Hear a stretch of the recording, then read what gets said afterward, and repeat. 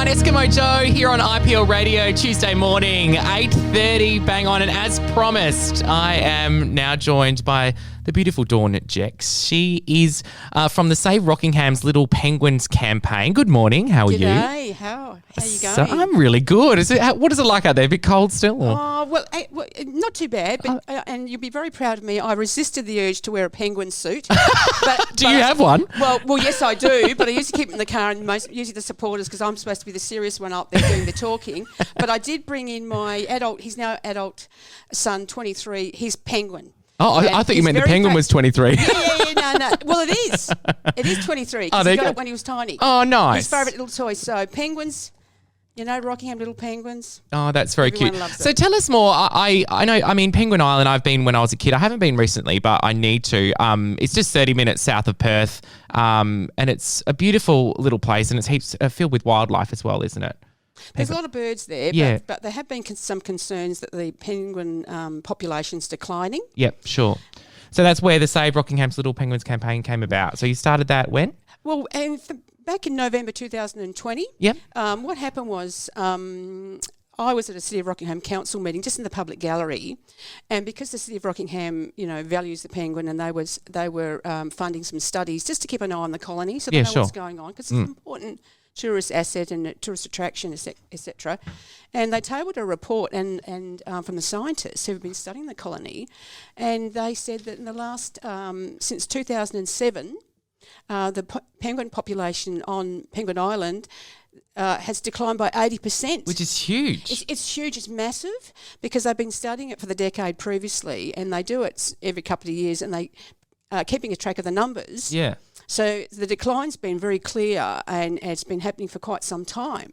And I was quite taken aback. I mean, why haven't they done something about it? Yeah, that's crazy. Put in, some sort of measures, because I do have people telling me about having the jet skis, tearing around the island. There's crowds, there's hordes that go there. Visitors can, trample on the vegetation. There's a lot of pressures there. So I just thought, I need to find out more about this. And I did a bit of research. I managed to get some reports from the scientists, and I was really taken aback. And I thought, well, what can I do? I'm just an ordinary citizen. I'm thinking, well, nothing's happening. And I thought, people need to know about this. So what I did was I went home and got onto Facebook.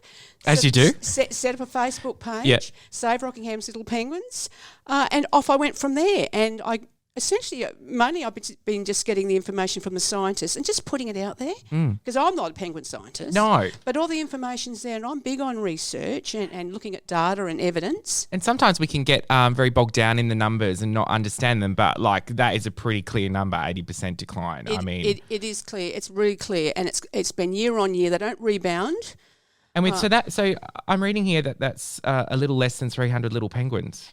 Exactly. There's less than 300 left now. What's Penguin Island with no penguins? Well, exactly. I know. You look at the city's entry statement. You look at the logos everywhere around town. Yeah. My boy, his school shirt when he was little. Yeah. All that sort of stuff. So it's an iconic little... And, my grandparents took us there. Like, we'd go once a month or something, when we were younger. It was a great little day out as well, especially coming up from Mandurah and, Yeah. So something has been planned to threaten... So what it is so first of all, we worked out all the challenges that are there. Yeah. There's no control on visitation numbers. The habitat's being disturbed. The people are noisy, and penguins like quiet areas. So essentially, watercraft injuries, there was no management plan. So what we did do initially, I'll get to the building in a minute, which is the latest threat. Yeah, sure. But the first petition we set up, and I've been very fortunate that I've got a network of volunteers, just good people that come together for a common cause with expertise, and you all work together, which is just beautiful. It's a beautiful community. So we've put together, we essentially got all the data together explaining what the situation was and what we need. So we did a petition on change.org, and it's still on our website. We've still got it, and I'll mention that before we wind up about what people can do about the petitions, etc. And essentially it was a petition calling on the state government to implement a management plan, because at the moment there is no management plan. It's open slather. There's really no rules. And in other states where they've got thriving penguin colonies, they've got very good management plans. So it can be done, but you've got to have a plan. You've got to do it right. Just out of curiosity, do they have these sort of plans in place for Rottnest Island and stuff like that, would you say? Well, I dare say they would, but this is sort of quite a unique one, and it's a small island. Sure. So, I mean, there are controls on a lot of nature reserves. So it's kind of being neglected. That's an A-class reserve as well. Right. Yeah. But Penguin Island, I was really quite shocked. We've actually trolled back through all the government records to work out what they said they've done or going to do, and it's just a complete fail. Complete fail. So just getting back to the first petition, which is still active, it is lobbying the state government to come up with a management plan to fund the Department of Biodiversity Conservation Attraction, because they're the government agency that oversees the land, and they have to be funded by the state government. So encouraging the state government to fund them to put in a management plan.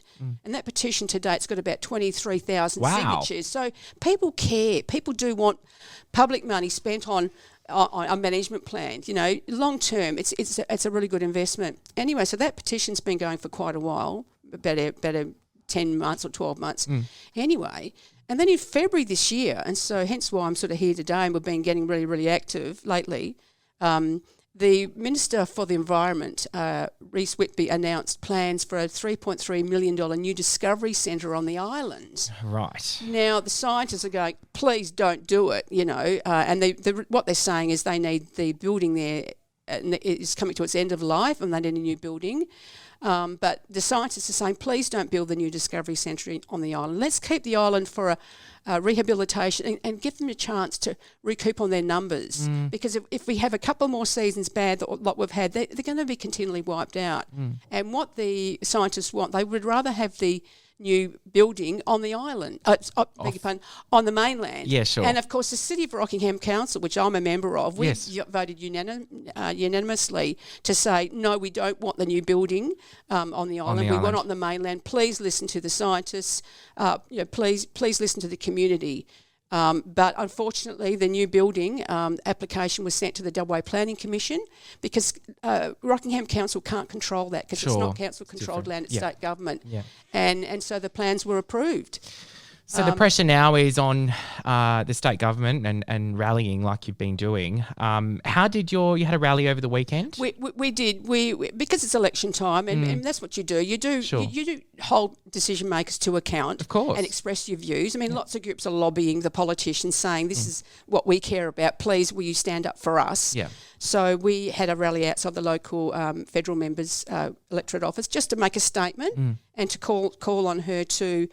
Because essentially the reason why we also focused on our local member was because she stood alongside an Environment Minister when the building was announced. So it's on the public record that they all support the building on the island. So that's where that came from. Have we had any response from that? No. Okay. No. People sort of, So the pressure's on to really, I mean, it's not as if you're asking them not to do it. You're giving them an alternative to say, hey, we don't, let's give them time to recoup. It's already bad enough, Exactly right. And a mainland centre has been touted for quite some years. And in fact, something that surprises a lot of people, the main tourism operator who does the ferries, they don't want it on the island either. Because they care about their long-term business. See, we're talking long-term. The community looks at things long-term. They want their grandkids to not say, Granny, why do they call it Penguin Island when there's no penguins? And for us as a community to say, the government decided to do it and we didn't say anything because we thought we were powerless. So this campaign is essentially, we're going to continue. I mean, we're just doing a civic duty, all of us, to raise awareness and make sure everyone knows what's going on. And not only that, they're so beautiful. They're such beautiful creatures. They're the cutest little thing. Aww. They are the cutest little thing. So when is this actually proposed to be when's the construction supposed to start? Later on this year. Right, so it's not far away. Exactly. All right, so how can people get involved? How can we... Well, look, what I have done, I've been very lucky and I've just about a week ago launched our website. Sure. It's I've used it on my, I've got a website at dawnjecks.com and it's completely devoted to the penguins. So there's quite a few resources on that. We've actually got the two petitions. One is a petition to the state government. Every time someone signs it, the minister gets a ping, gets an email. Right. And so I urge people to sign both our petitions. Because that's my next question, because you always see these petitions going on Facebook and all these, and you think, where do they go? Do they actually make a difference? Well, I've entered the email addresses, so all the relevant ministers and department heads get an email, right? So I'm a little bit strategic. I do my back. We've got to make them work. Well, I think about systems and evidence and process, right? You've got to be. It's all great to have a big passion and heart, which I do, but you've got to use the head too. So this petition is very strategic. It's very targeted. It's very specific, and it's small things that people can do. So one of the petitions is on change.org. Yep. So Save Rockinghams Little Penguins on change.org. We've got 2 petitions. One saying, please give us a management plan and put measures in place to help save the dwindling population. And the second petition is, please don't build it on the island. Please build it on the mainland where everybody wants it. Sure. And we've also got a section called Take Action section as well, giving people tips on what they can do, letter writing tips to the ministers, etc. We've also got a frequently asked questions sections. It is awesome. It's everything you ever wanted to know.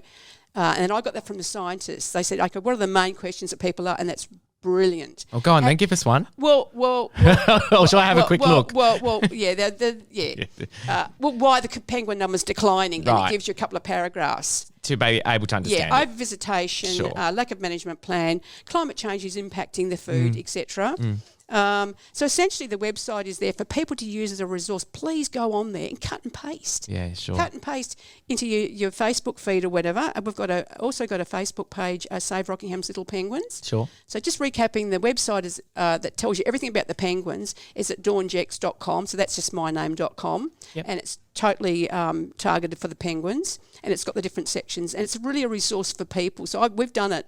The scientists helped me, and we put it together for people, for you, for ordinary people. There's no hidden agenda. There's no, the agenda is that we want to save the penguins. It's the public interest, sustainability. I mean, climate change is impacting a lot of our species. And if we're just going to sort of go, climate change, they're gone. No, that you can't be doing that. And this is really about the long-term public interest. It's about future generations, and it's about responsible management and looking after our precious assets. Dawn, thank you so much for coming in. Thank you for having me. And again, hop on that website, sign the petition. All the deets are on the website, so you can, and also on your Facebook page. Yes. Dawn from Save Rockingham's Little Penguins campaign, such a good initiative, and I really do hope the state government reconsider building this building it off the island. Yeah. So, and we'll pop all this info up on our socials as well. That helps. Great. Yeah, Thanks great. for having me. No, my pleasure. And also, you've chosen this song. Tell us why. Well, I've always loved The Cure, and it's a bright, bubbly song, and I just thought, you said, what's a nice song you like? I thought, it's going to be, I am a bit out there. Wow. So here it is, The Love Cats, The Cure. Thanks so much, Dawn. See ya. See you, bye.